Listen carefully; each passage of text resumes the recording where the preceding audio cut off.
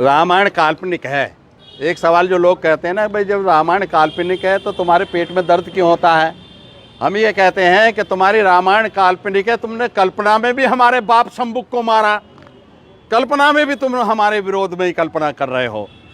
महाराजा रावण, अब सुन लीजिए, किताब है लंकावतार सुत्त, जो भारतवर्ष का ग्रंथ है, मगर यहाँ से प्रतिक्रांतिवादी लोगों ने उसको जला दिया था। जो धर्म द्वेषी थे, हमारे धर्म से द्वेष करते थे, उन्होंने उसको जला दिया। मगर हम धन्यवादी हैं तिब्बत के कि वो ग्रंथ वहाँ मिल गया। और प्रोफेसर DT सुजुकी जो जापान के विद्वान थे, बहुत बड़े ट्रांसलेटर थे, उन्होंने उसको ट्रांसलेट कर लिया अंग्रेजी में, और अंग्रेजी से वो तुलसीराम शर्मा ने अनुवाद कर दिया हिंदी में। भैया उसको पढ़ो। रावण ने बुद्ध को ललकारा था कि हाँ मुझसे तर्क कर ले, जैसे मिलांदर ने बनते नागसेन को ललकारा था।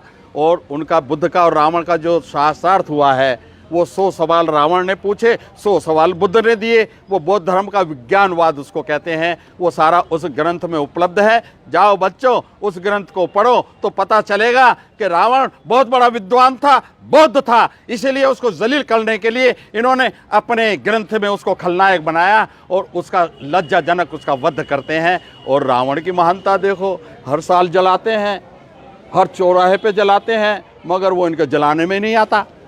उसकी महानता देखो, वो हर साल जलाते हैं, हर चौक पर जलाते हैं, मगर वो उनके काबू नहीं आ रहा। और जो रावण का संबंध छत्तीसगढ़ की गौड़ जाति से भी है। कल नरक चौदस थी इनके हिसाब से, ब्राह्मणों के हिसाब से। नरक चौदस क्यों थी? क्योंकि कल महामना रावण का जन्मदिन था। कल मुख्यमंत्री के पिताजी नंदराम बघेल जी ने महाराजा रावण की जयंती बड़ी धूमधाम से मनाई है। और रावण जलाने वालों पर छत्तीसगढ़ में FIR किए गए हैं। ये इतिहास बदल रहा है, इतिहास को मीडिया के माध्यम से कुंद किया जा रहा है। और आप जैसे बच्चे जो ये कैमरे लेकर आए हैं ना, और समाज के अंदर ये संदेश जब जाएगा तो लोगों को पता चलेगा कि हमारे महापुरुष कौन थे। ये जो रावण को जलील करते हैं रामायण में, वो रामायण का रावण काल्पनिक है, मगर वो इन्होंने रावण हमारे सम्राट अशोक का बनाया है। डॉक्टर राजेंद्र प्रसाद की एक किताब आ रही है सम्यक प्रकाशन से, अगले महीने तक शायद वो आ जाएगी। उसका नाम है बौद्ध सभ्यता।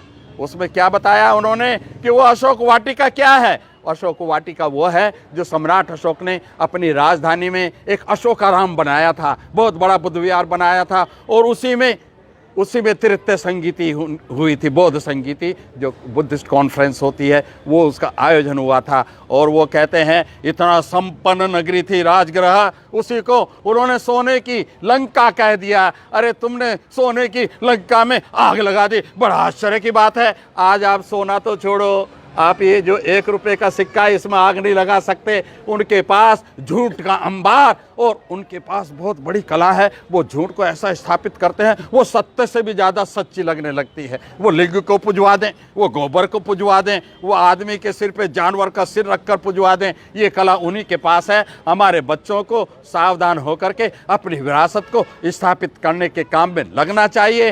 रावण हमारा नायक है। रावण का भी बहुत जल्दी, अभी आपने देखा होगा ना, इस बार हमने पोस्ट डाली है, उसमें रावण का चित्र हमने लगाया है।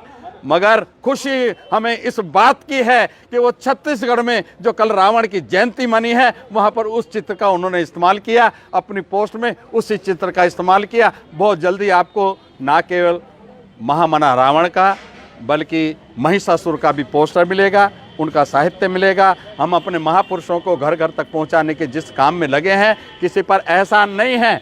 और ये मैं कोई बहुत बड़ा काम भी नहीं कर रहा हूं, वो हर एक व्यक्ति चाहे तो कर सकता है। मगर मुझे एक संतोष है कि मैं बाबा साहेब डॉक्टर अम्बेडकर का कर्ज तो नहीं उतार सकता, वो उतर भी नहीं सकता, मगर उनके प्रति मैं ईमानदार रहूं, ये मेरी सबसे बड़ी दौलत है।